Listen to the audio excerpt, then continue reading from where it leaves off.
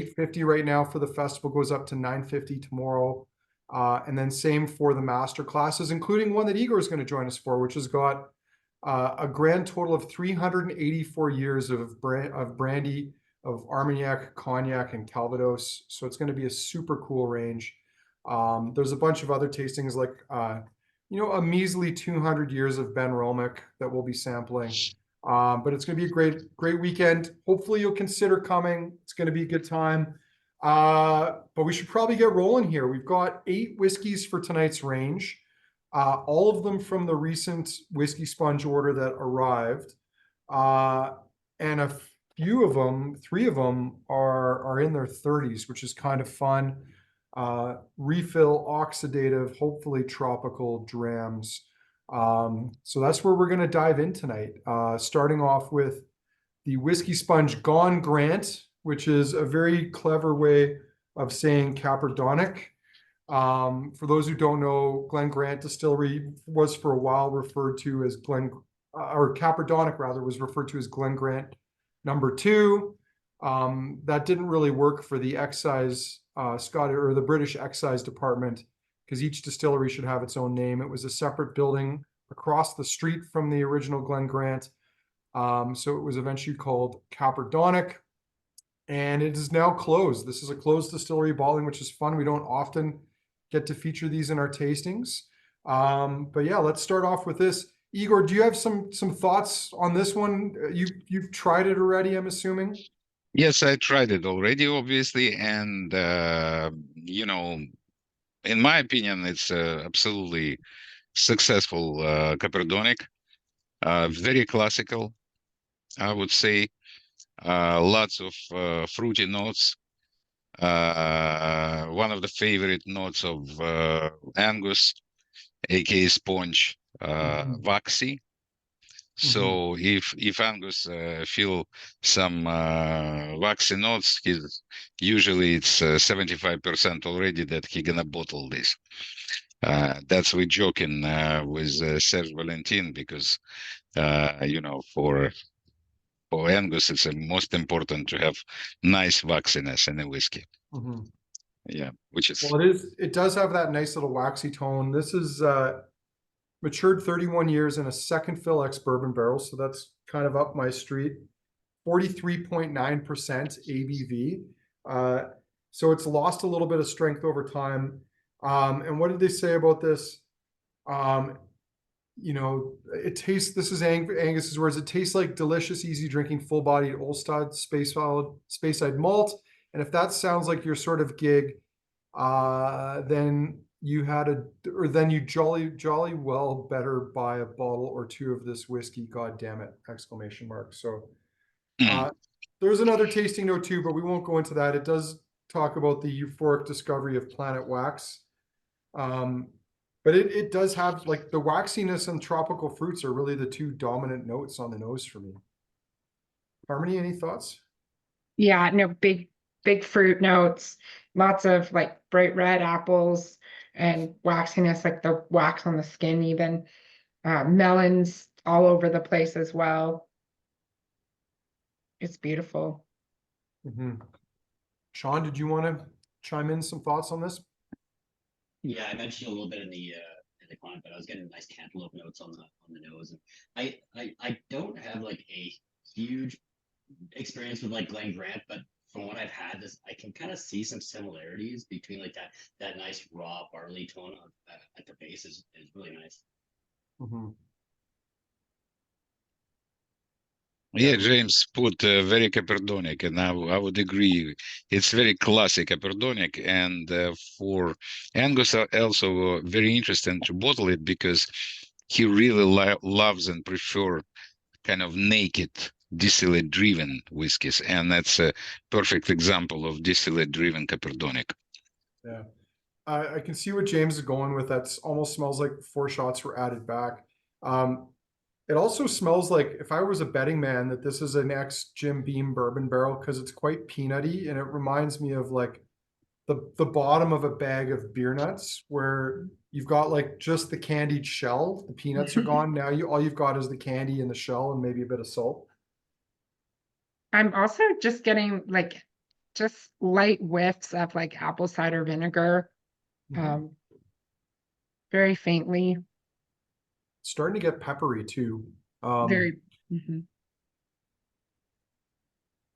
Yeah, but it has that waxy note that I love because it reminds me of my childhood. It reminds me of that waxy film that would hold loose leaf paper together, like when you were in school, or like foolscap, I guess, is that what it was called? But that it had that sort of rubbery little edge to it, and I would take it off and chew it for some reason because I had ADD that hadn't been diagnosed at that stage in my life.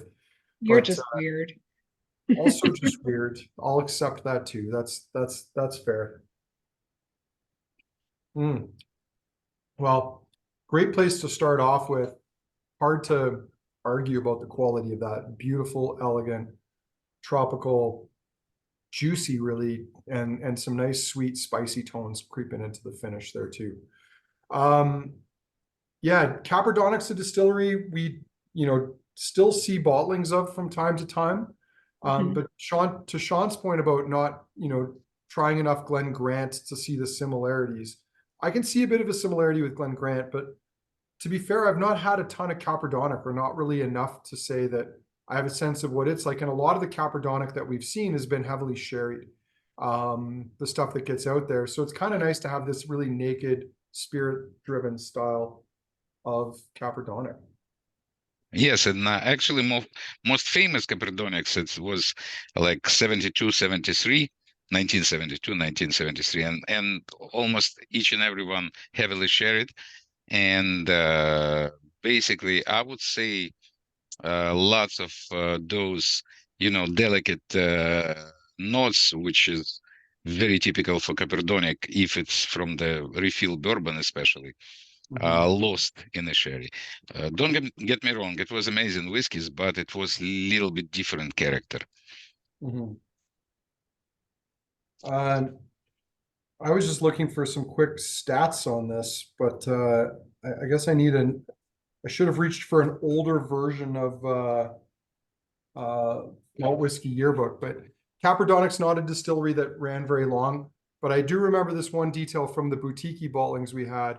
There used to be a pipe that ran over the street in Rothes connecting Caperdonic to Glen Grant. And that was the story behind the label on the boutique bottlings of Caperdonic, which we still got a few of. And I suppose maybe this is a good segue to talk about, we have a sale on starting tomorrow. No, Thursday. There's a few things that are already on sale because they've been on sale for a while, like this boutique Caperdonic. But on that illustration, you can see the pipe there that runs across the street. Shall we move on to the Aberlour? Yeah, I'm really excited about this. I know that the staff were excited to see an older Aberlour on the sponge list. And again, not sherried. Yeah, that's rare. Well, and the label on this thing is pretty psychedelic. You'll see what I mean when I put this up in just a second. So this is interestingly the second 30-something Aberlour we've seen at the store in recent years. The last one was a whiskey Fassel, if I remember correctly, Yep. Igor, that also came from you. Absolutely, yes. Different parcel of stock. But what can you tell us about this 33-year-old? Again, I'm actually asked, and I tried this first time at the festival, and I asked Angus how he got this cask and what's the reason, and he said, you know what, it's exactly what you guys said. You not really often see such an old Aberlour. It's number one, and number two, if you even came across or some of Aberlour, it's almost 90% is going to be pretty heavily sherried.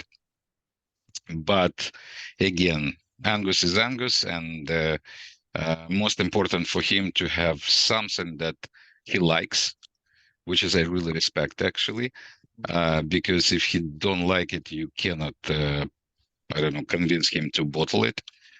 And this Aberlour was love from the first sight. And even he said to me that he never tried Aberlour like this. Mhm. And you will guys understand in a minute why he's saying that, because it's So, quite unusual. so yeah, marriage of two refill hogsheads from 1989 and 1991 respectively, bottled at 49%. And Mm. yeah, it's quite, it's interesting. Sean went to rum. My initial Mhm. instincts are actually to go more towards cognac. Like there's something kind of perfumed and fruity, or even like Mhm. Calvados. Although most Calvados, like there's a bit of an apple note to this too. Most Yeah. Calvados I find is a bit more overt. Like you can tell you're drinking an apple-based spirit. But yeah, this has got a fruity thing.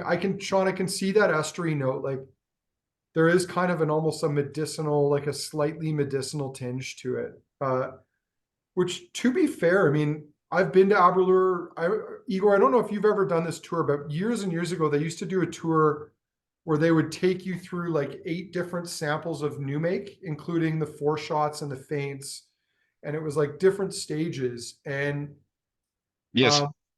one of the things, and it was with this strange Swedish fellow named Bua, I think was his name. Anyway, it was an interesting tasting because that experience left me with this feeling that Aberlour was a very coppery spirit, like it was almost quite metallic. Now, the longer that's in the wood, the less you're going to see it. But also, if you're going to be using a lot of heavy sherry, notes like that are probably going to get hidden. But I still get there's almost like a little tinge of copper sulfate in there too. Yes, I would agree. I would agree 100% with you. And but it's also it depends. Like if you like that. Because it's pretty attractive to a lot of people. Those slightly metallic notes, especially coppery notes, it's kind of a point of attraction too. And you guys absolutely right about French kind of side of that, French spirit side of this whiskey, because also Angus, huge fan of the you know, French spirits, as you know, because he bottling with every release he bottling or cognac or rum or actually Calvados coming, I can tell you. So Okay. yeah, so it's like or Armagnac, but that particular whiskey actually has definitely those French spirit notes, and it's a huge attraction to him, and Yeah. actually to me too. So It's I it's love it. yeah, it's really interesting on the palate. It's very honeyed. Um, it's not going into those tropical tones the way that the Glen Grant was, or the Caperdonich was, the Glen Grant was. But it's still quite fruity, and I'm still getting these like big appley uh tones, like a lot of white fruit on the palate. And one of the notes I was just quickly scanning the ones that Angus had, or talking about the flower nectar and beeswax for sure, but olive oil was one of the notes that he has in there that really jumped out to me because this is quite viscous on the palate. Mhm. And I love that nice kind of like fresh pressed olive oil kind of hint to it. Yeah, it's very oily, and also it's just a little bit like almost like olive brine in this glass, just a touch, but not excessive, not kind of ruining the balance. For me, it's extremely balanced whiskey and very Mhm. complex. So basically, you can spend lots of time with this glass. Mhm. It's Um, slowly giving you layer mhm. by layer. Yeah, we'll let it sit in there for a bit. Harmony, any notes you want to share? Or should I say Nothing comments? that hasn't been said. It's very lovely. I look forward to just revisiting it. Sean? I said most of what it was in the chat there. Man, that's a stunning ball. That is, I had a, well, it's not a long story, but like my first trying a Aberlour that wasn't aged sherry was like this old 35-year-old that like our mutual friend Brett had like years ago, and it just blew my head off. And from then on, every time I ever see bourbon barrel Aberlour, you just have to try it. And Yeah, none of them have ever quite met there, but this is kind of the close. closest I think I'll ever get. Yeah. Cool. Well, I mean, it's funny. We used to never see bourbon cask Aberlour from Aberlour until they ran low on sherry and then decided that they would let people see bourbon cask Aberlour because they didn't have enough sherry. But it's a distillery that I'm quite fond of, but I've been frustrated with for about a decade. And I know that this is true of Kurt, who's not doing this tasting tonight. I know he would chime in on this as well, that it's just not the distillery that it was 10 years ago. The whiskeys that they're putting out aren't as good as they used to be, and it's been a long time since it's been a great whiskey. And it's cool to see these IBs crop up, even though they're quite rare, because you actually get to see something interesting, which we almost never do from the distillery itself. Teaninich, Equinox and Solstice. So that's next up in the lineup. I'm going to get that put up here. So Equinox and Solstice is another line done by Decadent Drinks. And the Teaninich is one of the more recent ones from that. I think they do, Igor, do they do 2 releases a year of Equinox and Solstice? Sometimes 2, sometimes maybe it's going to be even more. And most important details about Equinox and Solstice, it's all the bottles, all the casks reduced to 48.5 ABV. It's, I don't know, Angus taste, or It's better than 46, Igor. It's yes, a better number than 46. yes, it's closer to 50. And it's kind of Angus found for himself one of the kind of really sweet spot with ABV. And also very important part about this series, this is whiskey not for collecting, hoarding, or whatever. It's a whiskey for drinkers. And he will keep going with that series. He promised me. And because I told him it's quite popular. And in my opinion, actually, Teaninich, I can tell you that particular bottling was my biggest surprise from the last release. Not even that high-end bottlings, but that particular one. And just try it. Well, Igor, is it because it's peated? No? Yeah. It smells like it could be peated. I don't know about this, but there's something interesting on the palate. There's almost this like faint peat smoke. I don't know if it's barrel char because this is refill oak, but the palate on this. It was Sean, mentioned in the product description that it was a mild, like, kind of lacing of peat. Oh, there you go. I'm pretty sure it's a little, maybe something with the peat, but for me, it's not exactly even peat. It's just the whole picture of this whole kind of complexity and interesting layers and landscape of this whiskey, I would say, because to me, that particular bottle actually remind me of the lots of Highland distilleries that actually closed down. And maybe it's going to remind you some of them too. That's going to be interesting. Yeah, I mean, well, the peat, so this is the funny thing. I'm pretty sure I wrote that web description for this product. And when I'm doing these, sometimes I do 20 in a day because I'm trying to get them on the website as quick as possible. It never sunk into me that this has got a peated influence to it at all. But that's what really, I mean, it's got that nice Teaninich has kind of a waxiness, but it's different than that waxiness you get from Clynelish. And it's just, it's zesty and fruity. But then there's this little like soft chunk of peat, which I absolutely love.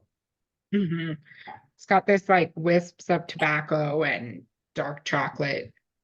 It's very nice. Nutty dryness as well. Yep. Very good. Yep. I mean, so for I've not that, tried, sorry. I was going to say, I've not tried a Teaninich like this before. I don't think I've ever had a Teaninich, a peated Teaninich before. Exactly my point. Because in many especially releases right now, it's not a bad whiskey, don't get me wrong, but it's kind of a little bit more flat. than this one. You know, this one has kind of, in my opinion, just a huge complexity, you know? Well, Evan and Sean's notes are interesting, and I was going to say the same thing. There's something that reminds me a little bit of Loch Lomond, except I think this has got a bit more body and texture than a lot of the Loch Lomond whiskeys have. I find, even though they've got a lot of interesting flavors, they're often a little bit lighter. They're not, I don't find they're often very heavy. And Teaninich, I know, is one of only, I think, 2 distilleries in Scotland that uses a mash filter instead of a mash tun. It's got a very clear wort to it, which is unique. If that sounds familiar, it's because Waterford uses that technology as well too. It's more common for brewing. Oh, Igor, nice glass there, the Whisky Sponge. I like it. The new one, yeah. Yeah. But for me, that particular Teaninich remind me of those maybe couple of bottlings of Milburn that I've tried many years ago. Not the older one, but the younger versions of Milburn. I don't know. That's my own personal opinion, and that's why that whiskey absolutely surprised me and pleased me in a kind of big way, you know. And you don't need to spend another good point. You don't need to spend too much money on that bottle, but I think it deserves attention. James is saying it's basically 2 distilleries blended together. That I'm not familiar with, James. So if you have more information, please do share. Oh, James, well, yeah, we'll let James chime in on that because I even did a quick scan there because that's not something that I was familiar with. I do know that they make rye at Teaninich Distillery because rye is now allowed because Diageo decided to make some, so they got the SWA to change the rules. So, but I don't know anything about Teaninich being kind of 2 different spirit streams. So if anyone does, we'll put that in. Oh, 2 different, what is it? Stills in a separate building when they expanded and slightly different. Okay. Well, I mean, I guess Glenfiddich always had stills in a separate building too, but who knows? I mean, Dalmore makes different spirits that they blend together, so that's not too surprising. But Sean's saying metallic finish. Sean, you haven't chimed in here. Why don't you tell us what you think about this?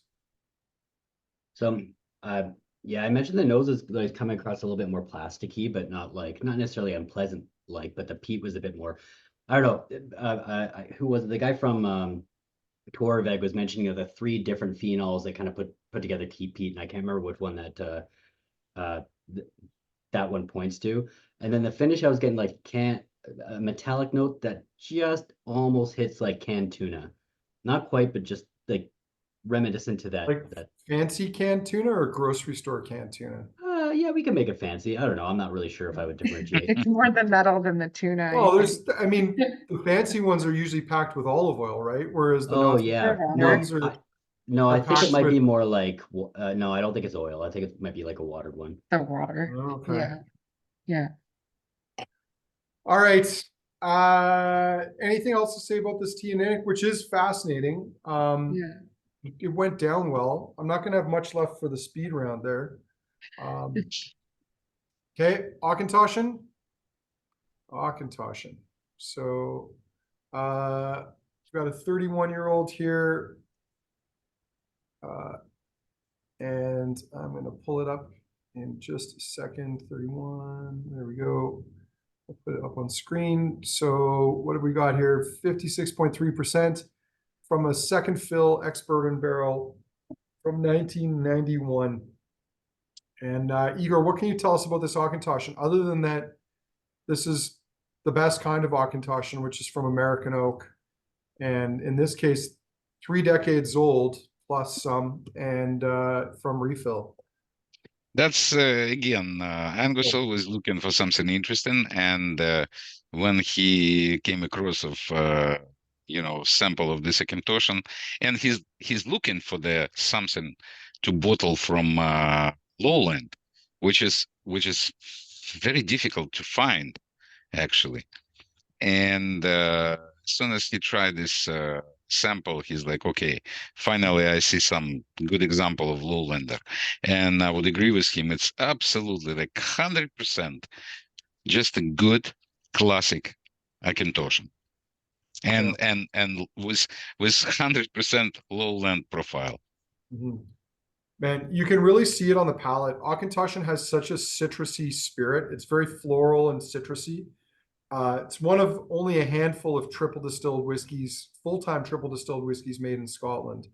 And I've always found that it doesn't age well for the most part because it's so delicate that if you've got it in like first fill casks or in sherry casks, they tend to overwhelm the spirit really quickly.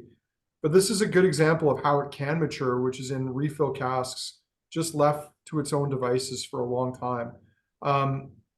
There's an interesting, it's not really a farmy note, but it's kind of like, you know, when you finally like put away that pile of leaves you raked up in the fall that's kind of been sitting there and maybe it's been rained on once or twice. It's got this musty, earthy, like wet leaf thing going on to it too. I think the chat summed that smell up as guava, like guava on the palate, kind of going into that farmy fruit. Yeah, the palate just explodes with this fruit, and then you get this like nice kind of cut and dry just through the middle, but then you get more fruit on the palate, which is really intriguing. And also, I would agree, Andrew. By the way, I always consider Auchentoshan like it's like for me it's like a smell of the fall, and it's here. Yeah. Plus, also for me on aftertaste, it's just a touch of bitterness, and it's like a citrusy bitterness, almost like limey, and or grapefruit bitterness, and it's extremely typical for Auchentoshan. I mean, for the good one, obviously. Evan's saying that there's some similarities in DNA with the 18-year-old ex-bourbon that the Society recently bottled. I mean, I already said it, but I really think, you know, some distilleries do well in sherry, others don't. And I think Auchentoshan is one that doesn't. I know the Three Wood is a really popular whiskey and has been for decades. But I think that's more because people just like that like dumpy over sherry style of whiskey. But you don't really taste Auchentoshan. Like that could be any distillery. There are some distilleries like Auchentoshan that I feel just, or even Imperial, just don't do well in sherry because they're so delicate, they get run roughshod whenever you put them into fresh sherry. Absolutely. Or they completely change in the profile. It can be still pretty good whiskey, but it's not really that particular DNA of the distillery. Oh. Sean, any other notes you want to chime in with here? No? I think the one thing I was really kind of, I mean, with this kind of age on it, I'm not really surprised that I don't think I could ever blind this as triple distilled. With some of the slightly younger stuff is a lot more apparent, but I kind of like how the barrel covers that up a little bit. Honestly, there's so much fruit in there, I can barely pick it out. I really can't. Evan mentioned we were like blessed with all these like 18-plus-year-old like Society Auchentoshans that have, you know, just been stunning. And the one that I keep chasing, and like Igor might recognize it, but this 23 from Malt Barton is like the one that's like one of my favorite bottles of all time.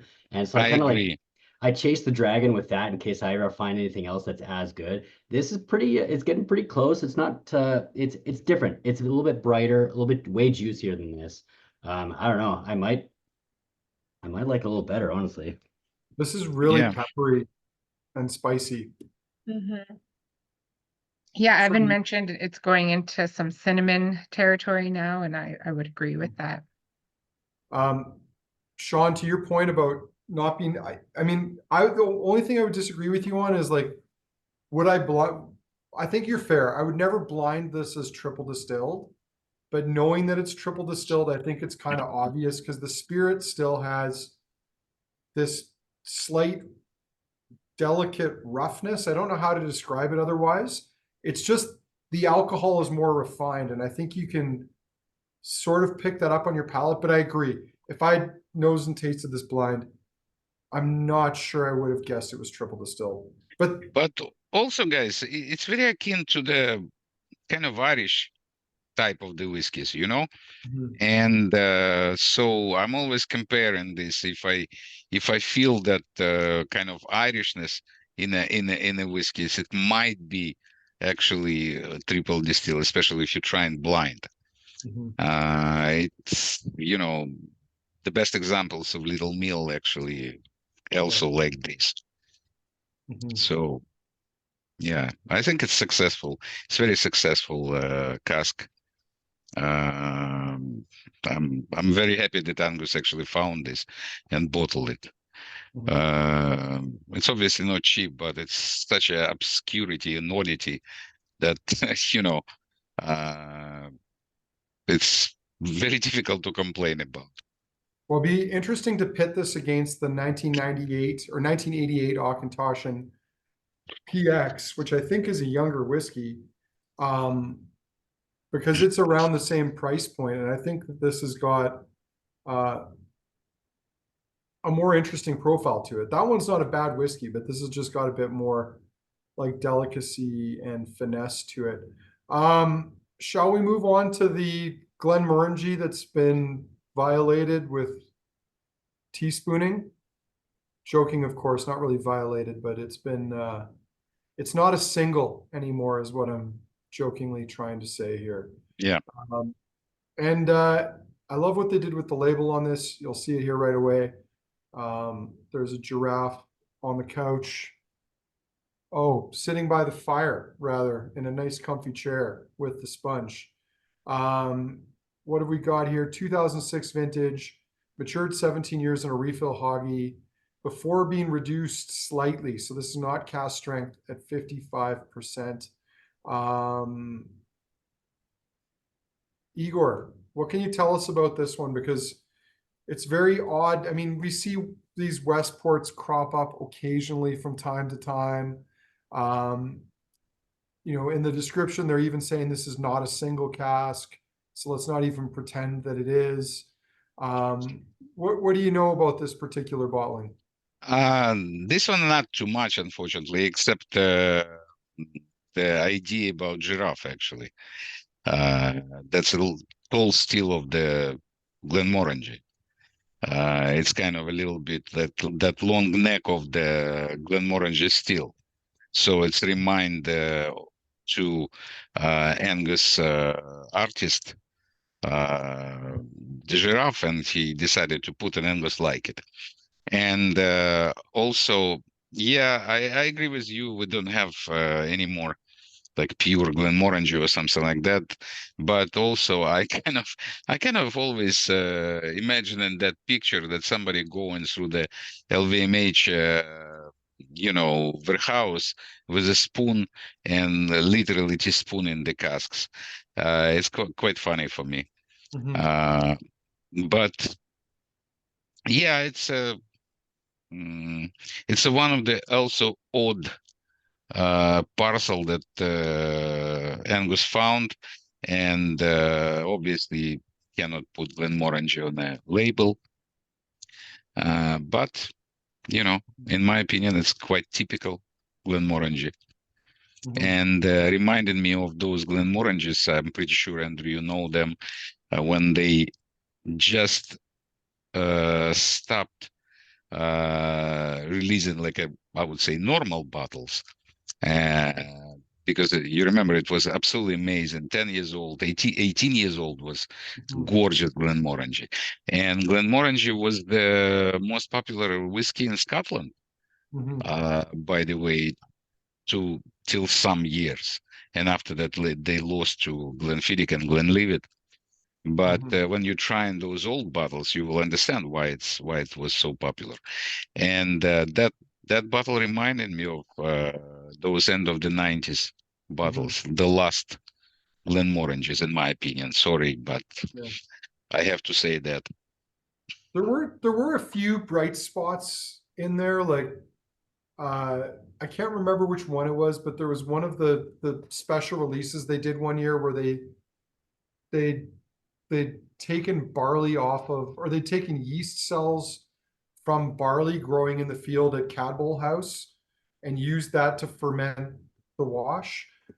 So there were a couple of ones that I think were really interesting, but I agree, it's not been the most interesting of distilleries for quite a while now. And I mean, it's to the same extent that like Glenfiddich, as good as it is, and I'll admit, every time I've tried the 12, the 15, 18, 21, they're good products. They're just not exciting Yeah. or interesting to me. I think that's kind of where Glenmorangie finds itself. It's just it's an increasingly uninteresting whiskey that's about the brand and about the marketing and not as much about the liquid. Yeah, that's very unfortunate truth about that. But, you know, what can we do? Still, we have, from time to time, we have good releases. And you remember it was a few years ago, it was quite a few casks from 87, and they were brilliant, absolutely.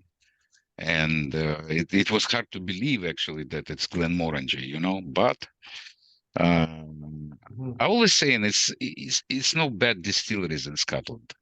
Everybody know what they're doing, and the people that making the whiskey, they know what they're doing. But everything that happening after, that's the problem. Because if you try and then you make of the even quite unpopular distilleries, the new make is amazing. Yeah. Like it's perfect. Yeah. This is, I mean, it's got a nice mouthfeel to it. Glenmorangie, I've always felt, has a nice kind of chalky minerality to it that you don't find in a lot of other distilleries. Yeah, and it's just pretty. In fact, it's dried my mouth right out. It's very dry for how fruity it is. It's got like tons of honey on the palate and oranges for sure, as was mentioned in the chat, but very drying. Well, thankfully, I had my refreshing beer beside me to get my palate back to where it should be. Yeah. There's a nice maltiness to this whiskey too, which is something we don't talk about in a lot of whiskeys, especially ones 17-ish years of age. But the barley and the oak are both quite prominent. I know people have talked about the citrus notes that are in there. Those are in there too, but I love that nice, soft, sort of floral, flowery minerality that it's got. It's a nice bottle. Which I think is a nice segue, Igor, for us to go into your bottle, the Glen Grant Igor and Angus edition. Yeah, tell us about your Glen Grant and how this one came about. No, first of all, it's a little bit longer story because you know, apparently happens to be that Angus and me have a mutual love for Glen Grants, and especially we have a love for Glen Grants from like 60s, 70s, and not To be sherry fair, cask. who doesn't like Glen Grant from the 60s and 70s? Yes, you're right, probably. But the problem is, you know, it's two camps of the people. So some people, it's like 50-50. Some of the people prefer sherry casks, like those beautiful classic Gordon MacPhail sherry casks, vintage. And other group loves more like a naked bourbon barrels or hogsheads, and I'm with the second group. And don't get me wrong, I love some sherry Glen Grants too. But I will maybe because of it was the first time that I tried Glen Grant, it was actually bourbon cask, and I fell in love right away. And so at one of the first whiskey shows that I'm actually attend in Europe and met actually Angus, he poured me Glen Grant also. And I asked him about it, and he said that, yeah, I'm a huge fan of Glen Grants. So each and every time I'm in Europe and coming to him, he always have a special bottle under the table, and he poured in this bottle. He poured in a glass to me, and when he became a bottler, I was asking him, I was actually bugging him, like, Angus, find me Glen Grant. And the last Whiskey Live Paris, where we were together with you, he's running to me with a sample and saying, yes, I found. As soon as I smell it, I said, okay, done. I didn't think twice because it was a nose that remind me of those old 60s and 70s Glen Grants from the refill bourbon. Or So, actually, first fill bourbon, sorry. and Yeah. here, I'm going to share the label, which features you and Angus wearing old style kilts without shirts on. Yeah.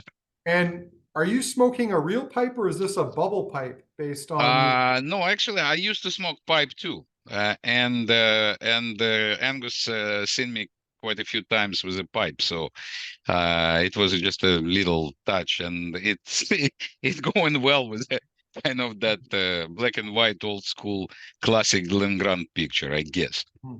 And he has very talented artists that making labels for him, so it's Mhm. quite cool.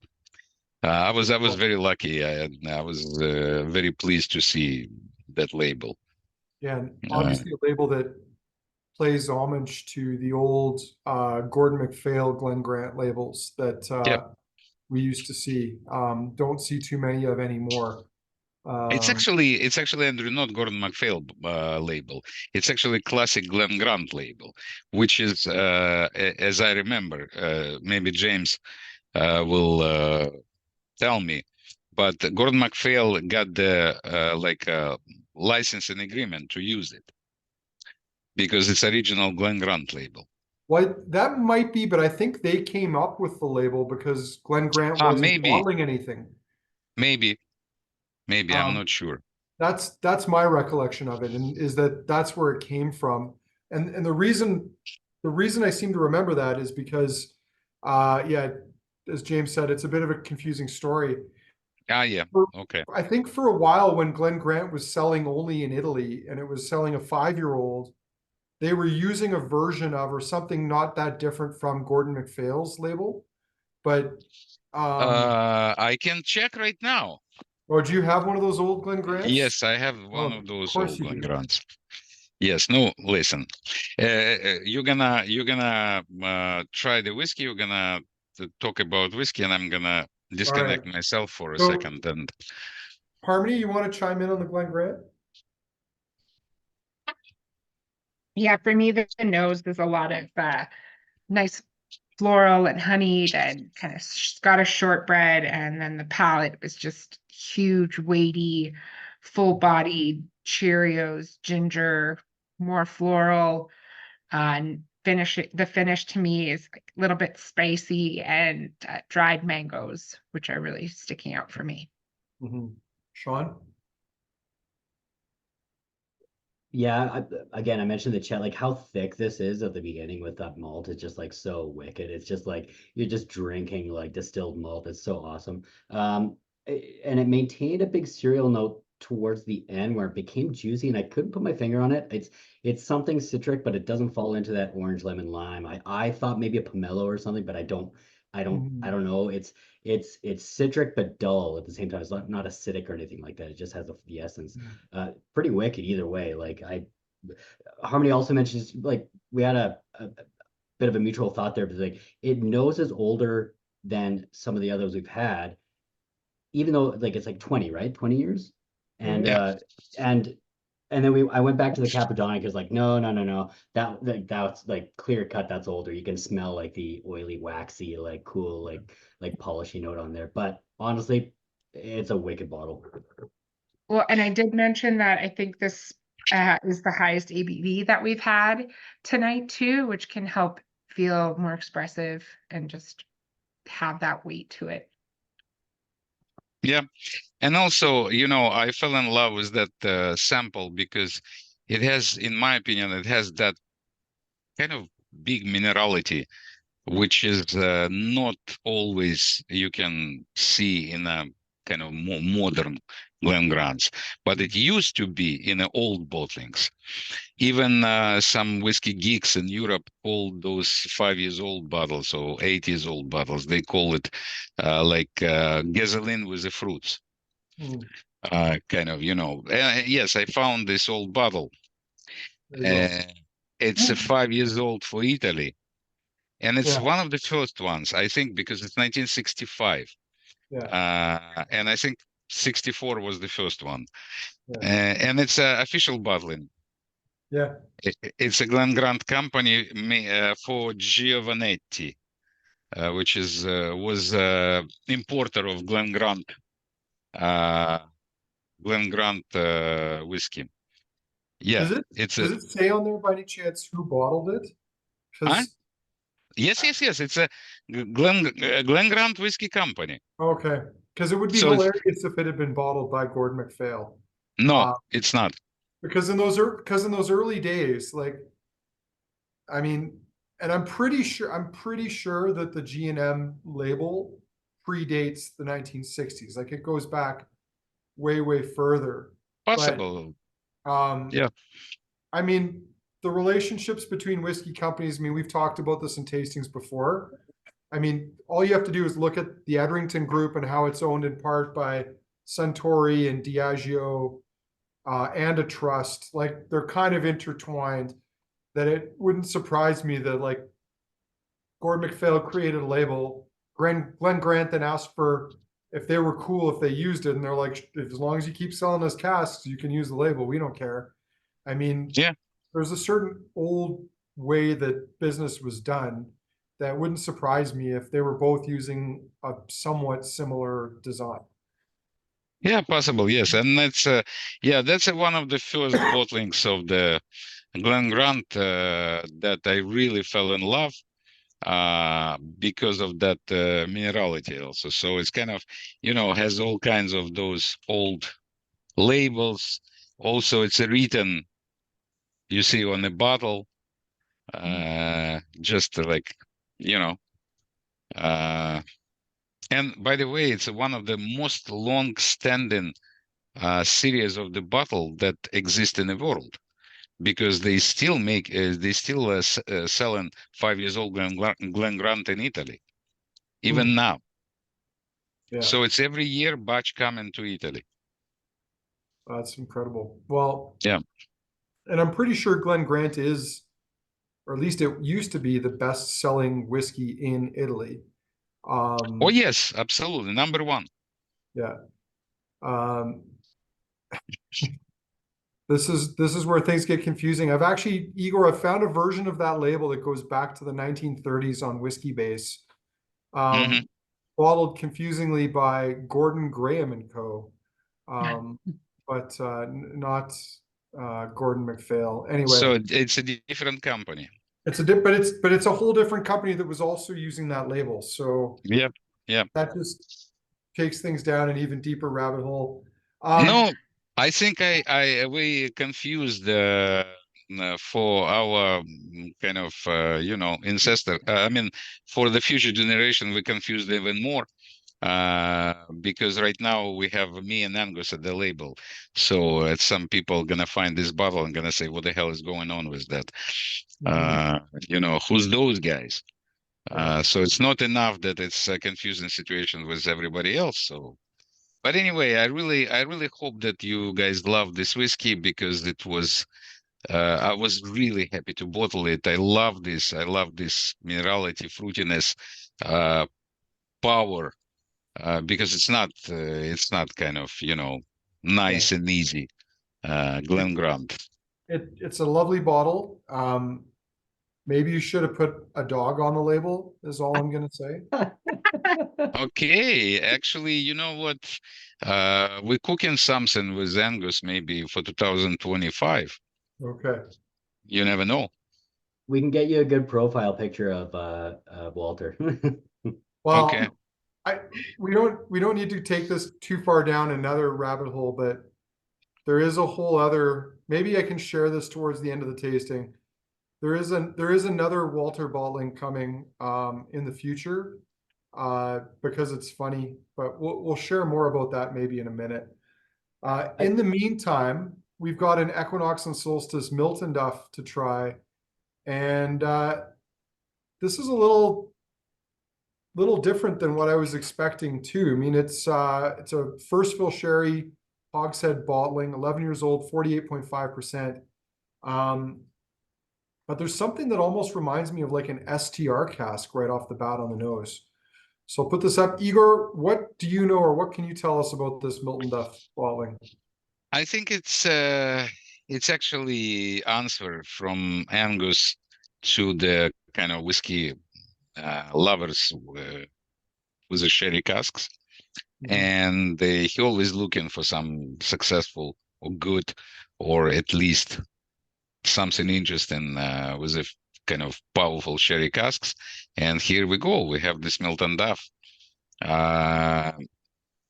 You know, it sometimes when I diluted this whiskey a little bit, it's remind me of Valentine a little bit, which is quite, obvious.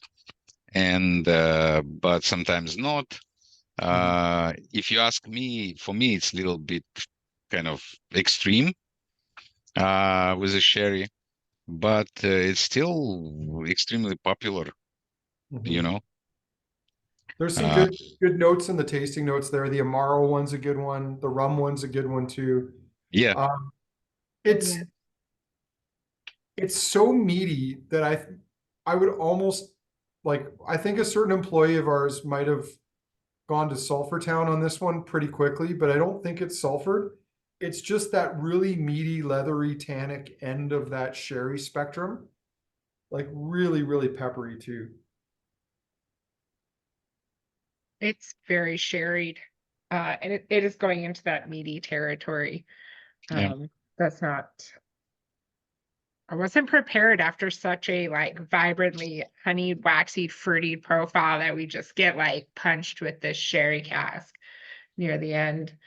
No, Harmony, you have to have something different, Absolutely. Otherwise, it's going to be boring tasting such a great, bourbon filled whiskeys. We have to have something meaty, and it's a lot of Morflag fans. And sometimes you have to do it. It tastes like a shoe shiner's rag after a very long day. Yeah. For me, it's really reminding, like, to some extent, like, just really like almost like bourbon, but not really kind of up front, as much as it's no even connection with any bourbons. But for me, it was kind of that impression. Let's ask Evan. Evan, is this the sherry of bourbons? Yeah. I mean, there's like some nice fennel seed notes, like it's spicy and decadent. And yeah, per the chat, I'm not suggesting there's sulfur in this. It's just, this is that really dry, meaty style of sherry that people rapidly yell sulfur just from nosing and tasting it when it's not there. No, it's not there. Sometimes it is, but it's usually not. No, it's definitely not sulfury, because sulfury notes, it's like that, unpleasant smell of the cabbage or something like that, that's a sulfury notes. It's not here. It's just a really meaty. It's like those, and a lot of dry fruits, obviously, like really big bouquet of the dry fruits. Yeah. The mincemeat note, Sean, though, is a good one. I like it. I mean, I think it's like mincemeat, but if you don't use animal fat in it, which is not really real mincemeat, but it's like mincemeat that vegans and other people, I suppose, can eat. I'm personally not that I'm against vegans, I'm just pro animal fat versions of mincemeat, because that's the real mincemeat. But yeah, the finish is very much Jägermeister like to me, like very herbal, and heavy. I don't know what it is, but that's what it reminds me of, is Jägermeister. Evan was hungover? Not anymore. He had a shot of Jaeger.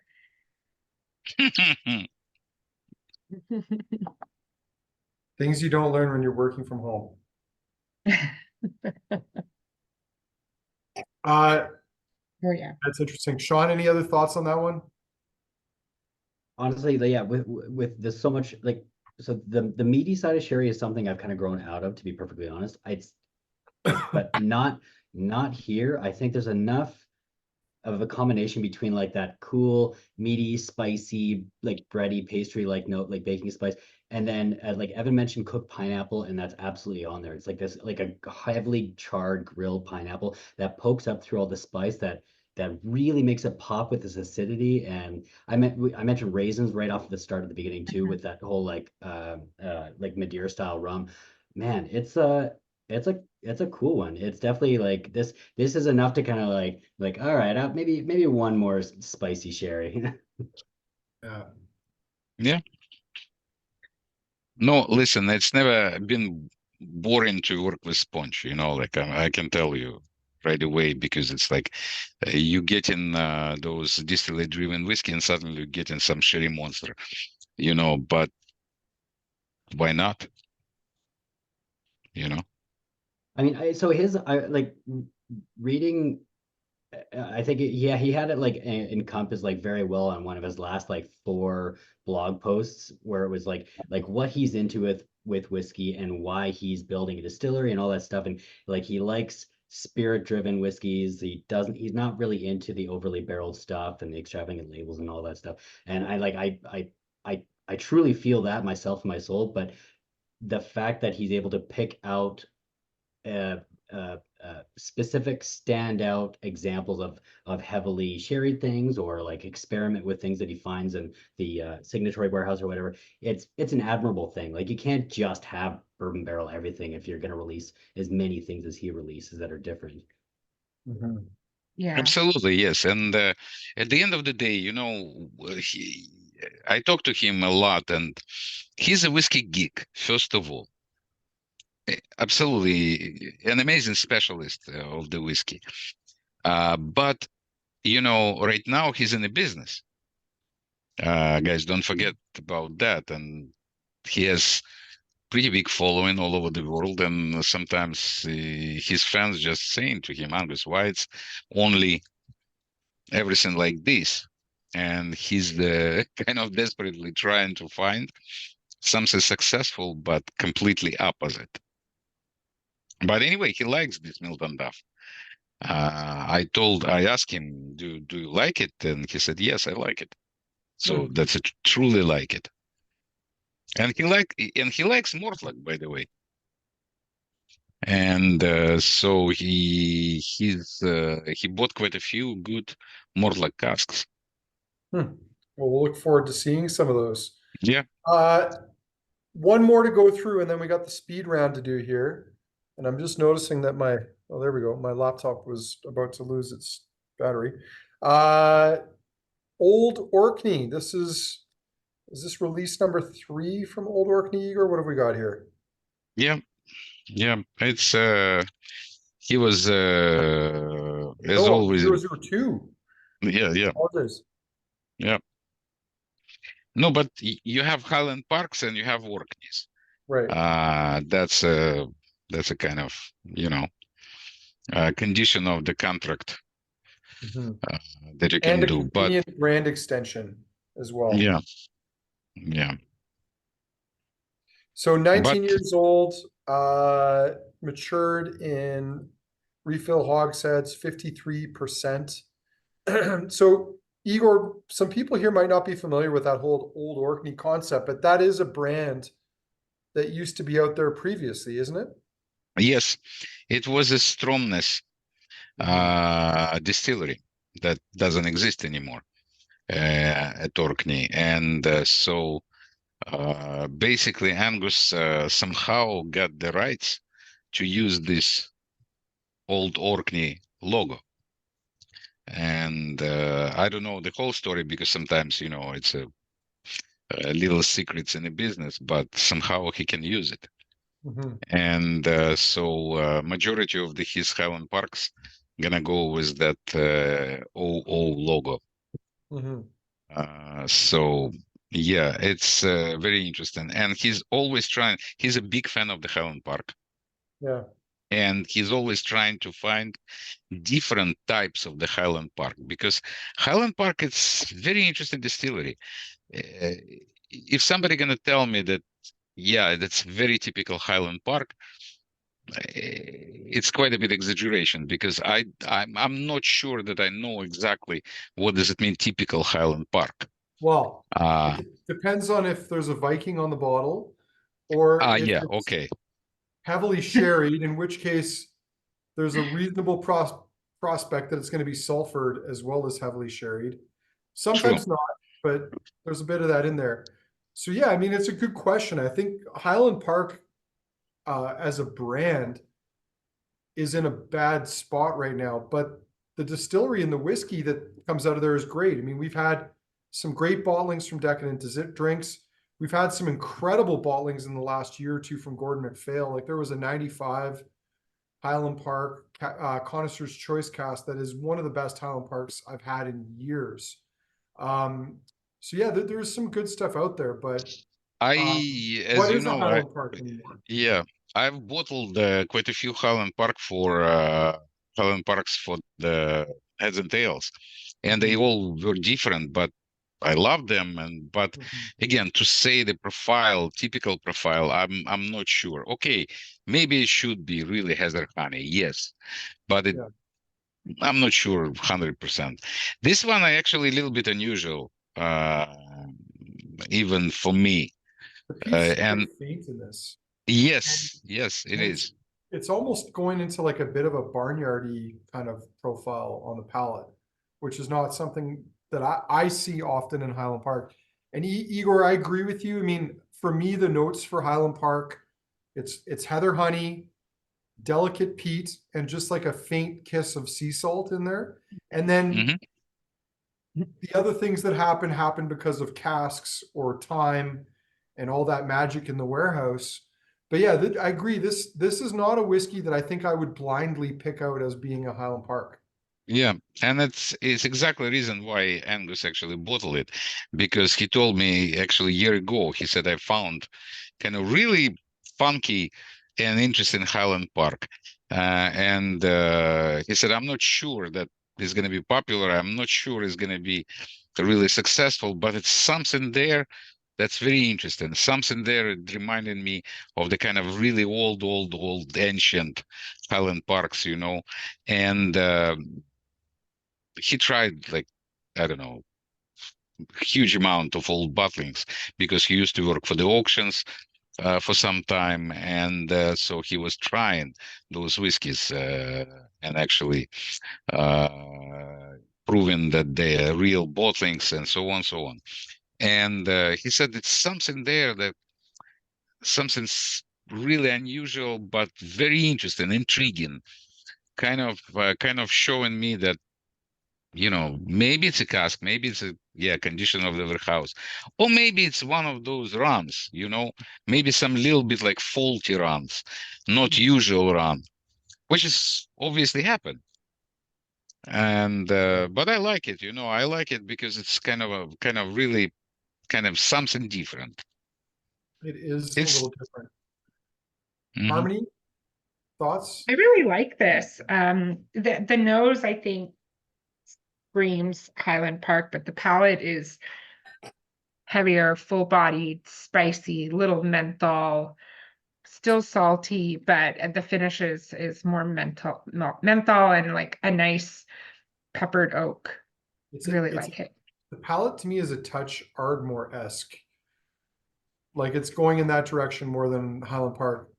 Sean, any comments on this one?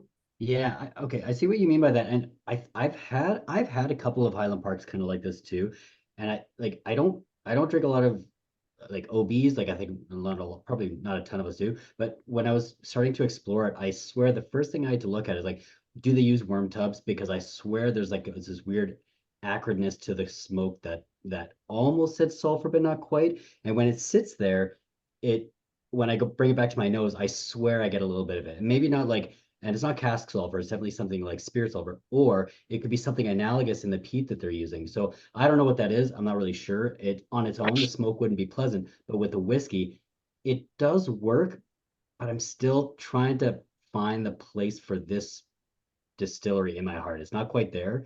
The last one we had, the last Decadent Drinks tasting, I really loved it because it had like a big sweet tart sour kind of malt to it that I really loved. I also actually, that's another thing, I get a lot of sour notes on the barley too, typically, and that's on this one, which I actually do quite like.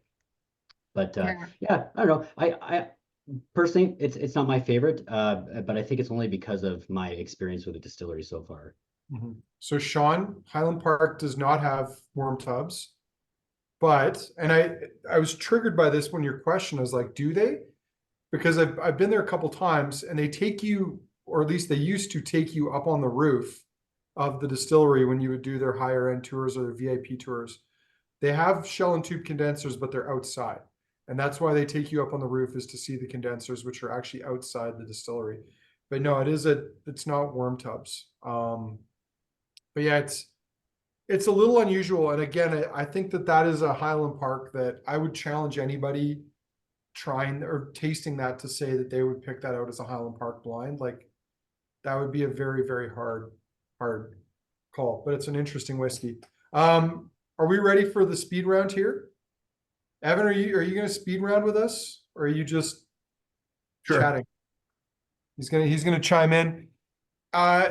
Igor, you're welcome to do this or just be a bystander, but basically we try to go through each of the whiskeys very quickly. We often get stuck in the mud, but we'll try to keep the wheels turning. So we're going back to the Glen Grant. Man, Angus, that is Angus fucking with us, is calling it Glen Grant. I'm tempted to call it Glen Grant, even though it's Caperdonich. So why don't I do this? I'm going to go in alphabetical order: Evan, Harmony, Sean. So we'll just keep that pattern going. Otherwise, I'm going to get confused. So Evan, starting with you. Well, aren't you A? What? You're A. Andrew, Evan. Well, I'm the gentlemanly host. I'm going to go last, of course. Okay. You already gave all your For notes. the Glen Grant right now, the nose is like Captain Crunch cereal meets like a sprig of mint. It's more like Fruit Loops to me, but I get where you're going. Oh, Okay. Fruit Loops is a good call. Yeah. Harmony? I would, as soon as he said cereal, I thought Fruit Loops as well. The finish is like a little bit like those Australian black licorice that Sammy brings in from time to time. It's the best kind of licorice. And Sean? like and sorry, Tootsie, like Ooh, Tootsie Rolls. You That's say a good Tootsie call Roll? too. Dude, that's such a wicked note. Okay, yeah. Yeah. So like as it sat, it still maintained that wonderful old like linseed oil and a bit of a miscellaneous incense. The palate, man, I was gonna like it's a little floral, but you're right. Tootsie Roll is like freaking bang on. Mhm. It's a banger. I don't have any left, so I'm gonna have a hard time deciding if that's my favorite, if there's another strong contender, but man, that's a good malt. Aberlour, Evan, back to you. The peat note is blown off a little bit on the nose. It's still a little bit like a wet cardboard note in there, and not in a bad way, just starchiness wise. Gotta be careful not to trigger people, Evan. Harmony? The nose is very much like lemon pledge, kind of like watered down, or you've already washed your floors with it. That's interesting because, well, not to lose track here, but the nose for me was blue cheese and Calvados, and the palate is like perfumed French soap. Are like the notes that are leaping out to me, Sean? The nose for me was more but like not the bed French soap. oh Okay. No, like no, fancy not Bowmore. fancy hotel French soap. Sean? Yeah, the nose was very much like a freshly being peeled navel orange right in your face. The palate was a bit juicier than that. It was a bit more white fruit, like a Mott's fruit cup, a little pineapple. Sean, are you trying to Deadpool your tasting notes? Like make your violence like subtly erotic at the same time? Yeah. That was a good one. All right, Teaninich. Evan. Still get that smokiness and that peat. It's like a creamy peat on the nose right now. It's two different whiskeys. The nose is like there's so little peat there. It's fresh, fruity, like marshmallow, and then you get to the palate and it's very pleasant, very drinkable, but the peat is quite prominent. Harmony? It's like a peated Black Forest cake that you tried to make yourself and you burnt the chocolate. Harmony, is this a trauma, a recent No, trauma? no, never made a Black Forest cake. Well, there's always this weekend. I burnt a Sean? lot of chocolate though. The nose, I'm having a little bit of trouble with, but yeah, I don't know. I'm gonna pass on this one. Okay, all right. Auchentoshan. Evan. It's going a little bit into those lighter cotton candy notes that I get on a lot of the recent 18-year-old SMWS Auchentoshans. Just a slight touch of like cherries and grenadine in there too. It's so grassy. I mean, Yeah. I've never been, although I've been to where it takes place, but it tastes like the Kentucky Derby to me. Like it just, I don't know why, it just tastes like grass, like really like lush, you know, healthy, well manicured, well fertilized grass. Which is actually a Auchentoshan. There we go. Minerally chalky. To me, it's like it's grassy, yes, but it also leans a little bit into pine for me. There's Like definitely even pine. sappy, just the smell of fresh tree sap and really nice. Harmony, you're bang on. Like there's like a spruce gin note for sure. Yeah. On the palate. Cool. Sean? Interesting. Okay, then the nose, I can see what you guys are talking about with gin, but it's still, I still think it's like a gin that has like lime peel added to the botanical bill. The palate maintains more fruit for me. It's much more, it's lime again, but not your typical lime. I don't know, some sort of exotic lime, and a lot of kiwi is coming out now for me. Cool. Kiwi's All right. good. Evan, Westport. It's got this like this smear of cheese on a piece of slate right now, like on the nose for me, like very mineral driven, but very this weird lactic note to go along with it. Smear is a word that does not get used enough. Harmony. That's the word. No, I was just commenting, like I love that use of the word. Like that's a great word. Yeah, I don't know why. I just got this reminder of like the sweet and sour pork you get at Chinese food with the chunks of pineapple in it. That's the after claw on the palate for me, is that sweet and pineapple pork. Don't ask me why. It's a good note. For me, it's more just like drinking Tenants late into the night, well past the point that I should continue doing it in Scotland because that's what's on tap. Sean? Yeah, all connected to our subconscious. Yes, for sure. Exactly. Sean? The nose is a bit more it's coming across a bit kind of minerally for me, almost like modeling, not modeling clay, but like artist's clay. The palate is a bit kind of getting a little bit like milk chocolatey for me. It's getting a little bit more almost like pain au chocolat, but well, yeah, no, that's probably where I'd go with it. Yeah. Pain au chocolat. Nice. Like it. Okay. Evan. Igor Grant.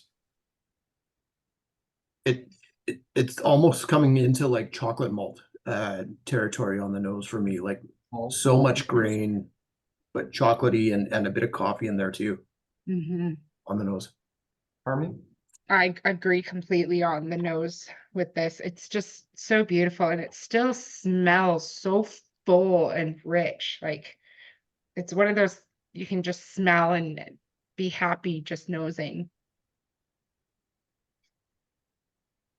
Palate's gorgeous, has this beautiful fruit and like nice grassy minerality at the same time. Kind of chalky on the finish. There's an interesting, even like kind of barbecue note starting to come out on that. Sean? Yeah, weirdest nose that like a note that I might have ever put, but it's almost like a like new luggage smell. It's, I don't know, it's Nice. so weird. Sean, It's- what caliber of luggage are we talking here? Are we talking like just like luggage? Samsonite, like just something Okay, easy, so- like, and a little bit of lemon on there too. Palate is very similar to what I was saying before. It's got like that nice thick barley note with a little bit of fruit on it, but a little bit indiscernible with the fruit. Okay, Evan, Miltonduff. It's going a little bit tea-like, but it's still just dates and Turkish delight for me on the nose. Mm. Harmony. Like a really flat, heated up in your car Dr. Pepper. And yeah, like kind of We've like all been there. We've all been there. or even Coke, but the more Dr. Pepper. It's got more of those like stewed, overcooked, like blackberries and prunes and fig notes there. Just Sean? hot fruit. Man, it's come across a lot more winey on the nose, like whatever sherry was infected with it is really infected with it. That's a fun. Anyways, it's a lot more like, it's so volatile. It's coming out so like acidic and rich and fortified. Yeah, it's so excellent. Sorry, I haven't tasted it yet, but that's all I'll give. But this is barring any old sherry that have been trying to try as we see it, which is not that much nowadays. This is probably one of the best sherry casks I've had in a long time. Wow, that is high praise. The tomato paste comment or the tomato comment in the chat, I agree with. And not to like go back to referencing Evan being hungover today, but That was a This joke about the tastes- whiskey. I wasn't actually hungover, I swear. okay, well I mean, Not anymore. I'm just kidding. Evan, you Yeah. you were here, but now you're here. Like you're oh my God, Evan came in hungover on a Tuesday. I wonder what he was up to last night. Anyway, and I don't mean this in a bad way, but this reminds me of like being at a whiskey festival. I'm hungover AF, and then I'm going into a master class with like young cast strength, fresh sherry Glenfarclas, and all of a sudden I've got to drink them, and like they're like almost too much. I mean, that's what this sort of is making me think of. Like this reminds me of like 8 to 10-year-old fresh sherry Glenfarclas, straight from the cask. That's what it noses and tastes like to me.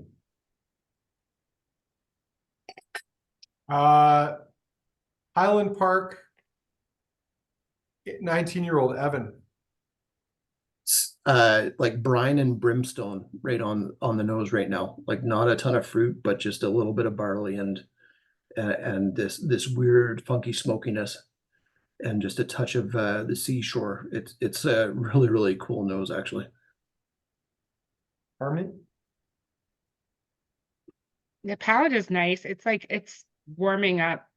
It's got this little bit of like burnt lemon rind, and there's something else there that I'm not quite putting a finger on. Maybe it's like fresh oysters, like slightly salty. Like that. There's something else I just can't find the word for, which is really frustrating, but I like it. I think what you're trying to say, Harmony, is that it's too much like Ardmore / Lacheg. No, because That's why I like it. I would have more things to say. Sean? No, it's Okay, green, so- something green. I don't know. Evan mentioned brimstone, and that's okay. So maybe that's like the word that I need to use when I'm thinking about Highland Park, because I think that's that slight burny sulfurous note without saying the word sulfur kind of thing. Because it's gonna, that's gonna like invoke certain things in people, and I don't necessarily want to go there. Now the palate now is starting to be a bit more reminiscent to our berries, which is almost gone now, where it starts to get into that slight bit of tire fire like note on the peat, but maybe a little less aggressive. It wasn't necessarily a bad thing. It was just the quality. To a lesser extent, it's a little bit more mild. It's a little bit more like the smoke comes out a bit more. The tire fire is a little bit more condensed or tapped down. Yeah, I was cool. just laughing because Andrew felt completely vindicated with his Lacheg comment the minute you said tire fire, and I Well- could see it in his smile. There was also that, and then there was the putting myself censor on about making a joke about politics and a tire fire somewhere, but we'll just skip past that and let that go. I'm going to trigger the poll now so people can vote. Evan, I also appreciate that you've gotten rid of all the prior polls by the looks of things, or not. No, it's just because you set it up. My poll over to this one. Oh, It's I set up so the whiskey or yeah. Yeah, the Zoom link. Well, maybe, well, that's a conversation for another day. The poll's live. We'll put that live for a couple minutes. Igor, we're going to put you on the spot here too, but I'm going to give you a couple minutes to think it over. I'm going to go in reverse order of the speed round. So, Sean, starting with you, if you had to pick 3 favorites from tonight's lineup, what would they be? Okay, yeah. Oh shoot. I'm probably gonna say, okay, Aberlour is number 1 for me. Caperdonich is number 2. Number What was number 2? 3, Caperdonich. I'm gonna say the third is probably. I think I have to say the Auchentoshan, honestly. I hate that I'm picking the 3 most expensive ones, but I mean, You whore, Sean, you whore. yeah, I am. That's right, gold digger. That's all right. I respect that. Harmony. You think you're muted? You must have muted yourself. I did mute myself. Well, based on empty glasses, I did really like the Caperdonich. I also really enjoyed the Orkney. It was very different, and I like the Igor Grant a lot. I liked it the first time, and I still like it, so I'm gonna go with that. That was the Okay. tie for third for me. That's That so was tough. good. Yeah. Evan. I'm gonna go with the Glen Grant, the Caperdonich as my first. After the first round, it would have been the Teaninich, but I felt like it lost something on the second round there. But first round, that Teaninich was just great with that hint of smoke and peat and just those grassy and bittersweet notes that it had with the minerality and the waxiness. It's a fantastic dram for the age. And then the Old Orkney for third. Just really enjoyed that dram. You love your Ardmore / Lacheg. Yep. Well, And there's nothing wrong with that, Evan. That's right. There are dozens of you. Yeah. So I'm going to echo some similar comments. I think the Glen Grant for me was number 1, or the Caperdonich, the Glen Grant. The Aberlour surprisingly was number 2. It wasn't the first time we went around. Evan, I agree with you. I think that Teaninich really shined at first. I mean, it's still a great whiskey, but I think it was hard company to keep up with. But my number 3 is going to be the Glen Grant 20-year-old, the Igor bottling. Igor, what would if you had to pick 3 from tonight's lineup, what would they be? Oh, it's really difficult questions because all kind of our babies. But with definitely Caperdonich, it's probably most sophisticated and interesting and pleasant whiskey of the night. It's difficult, Yeah, I love my Glen Grant, obviously, and I will probably go with the Teaninich too, because Teaninich just, like I said, it was the biggest surprise of the whole release of the whole shipment, because I didn't expect that. Yeah. That's my 3, probably. I respect the not being entirely sure, because all these things are, subjective and time sensitive. So the polls, all but 3 of you have voted. If you haven't voted, you have 30 seconds to cast your vote, after which we're going to call it. And the question is, did Evan come up with a third question? He did. So we'll get to that in a minute. I haven't even looked at it yet. So 20 seconds left. Maybe Harmony / Kermit, anything should bring up before we wrap, before we do the vote, while we're waiting for stragglers to complete the poll? I don't know, probably. I don't know if there's something specifically I should say. If you haven't read your emails today, there was a hint about a surprise sale this weekend. Good So one. maybe do some online pre-shopping for this weekend and take a look at some of our events. There's so many great events, and that rare and old whiskey weekend's definitely going to be one for the books, and I think make Canadian history as far as the bottles being opened for that weekend. So if you're debating, stop debating, call a friend, and come on down. Yeah. No, it's and just to be clear, like, this is not the sort of thing that we can put on often. I know at least one person who's on this chat tonight commented, it looks like you only do this every 6 years or so. Because part of it is it's hard to get enough product to do something like this, but the other part is also there's only there's a small number of people that can be enticed by such a project. So hopefully we'll see some of you out at it, even if it's only for bits and pieces.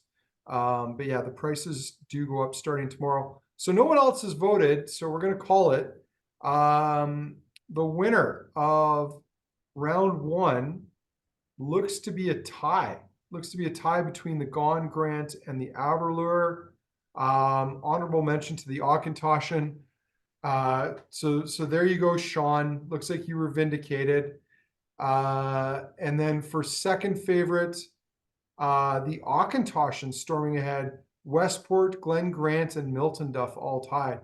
So that's really interesting. That is not what I would have expected, but the people have spoken.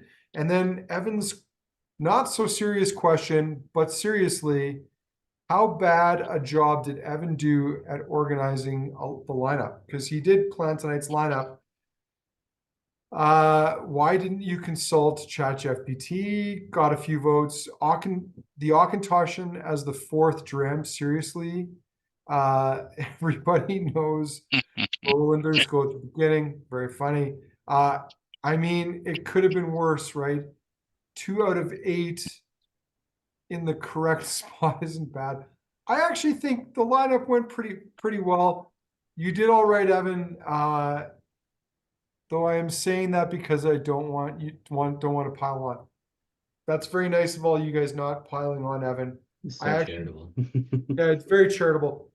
To be fair, I'm not gonna say anything about lineup because I think it doesn't matter too much, except obviously to put Helen Park and Miltonduff at the end, which is quite obvious. Well, Igor, to your point, I mean, it can be really hard to decide where things should fit in a lineup. Absolutely, like, yes. Absolutely. Some people will go by alcohol, some by age, some by cask type. But yes. Evan, I think you more or less nailed it. Any other tweaks would have been rudimentary. Well, Igor, if you don't mind, Andrew, I'm gonna say a couple of words about the future. So basically, I just got back from Scotland, which is Angus and his company Decadent Drinks representing or presenting new series of whiskey. So Whisky Sponge coming to the end. It's going to be bottle number 100, and that's it. Whisky Sponge not going to continue anymore. Equinox and Solstice is going to continue, and other things going to be the same so far, but Whisky Sponge done. And it's going to be a new series called, how it's called? Whiskey Land. Whiskey Land. I guess. Whiskey Land. Yes, Yeah. Whiskey Land. And we tried first the bottle of Whiskey Land. Angus going big. It was Springbank, and it was amazing Springbank, obviously. But it's going to be very different and lots of interesting whiskeys. On other good notes, we're probably going to be way more flexible with him to bottle special bottlings for Canada. I got the very strong word from him. So probably there's going to be some interesting stuff which we offer to Canadian market. And it's going to be a few bottlings for heads and tails. It's going to be a few bottlings for the clubs. and some representatives of those clubs I'm actually see right now on my screen, and it's very nice. Thank you so much, my dear friends, that you actually enjoyed those wonderful whiskies.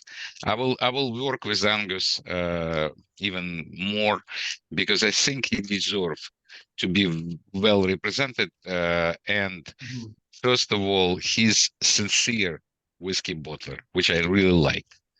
He's not gonna put anything that he didn't like himself. Not because of the market, not because of the prices, not because any other reasons. He should and have to like the whiskey that he bottling, which is really respect and admire. Thank you very much. Yeah. No, Igor, thank you. We look forward to the new releases. Thank you, everyone. Harmony, Sean, Evan, Walter's decided this tasting's over, so I better run. Have a good night. We'll talk to you all soon. And don't forget, we have a sale starting at midnight, well, 12:01 a.m. on Thursday. So And buy tickets to the Old and Rare Festival, guys. Yes, please do. Igor will be there. So I will be there, and I will be pour absolutely crazy lineup of the French spirits. Thanks, everyone. Have a good night. Right.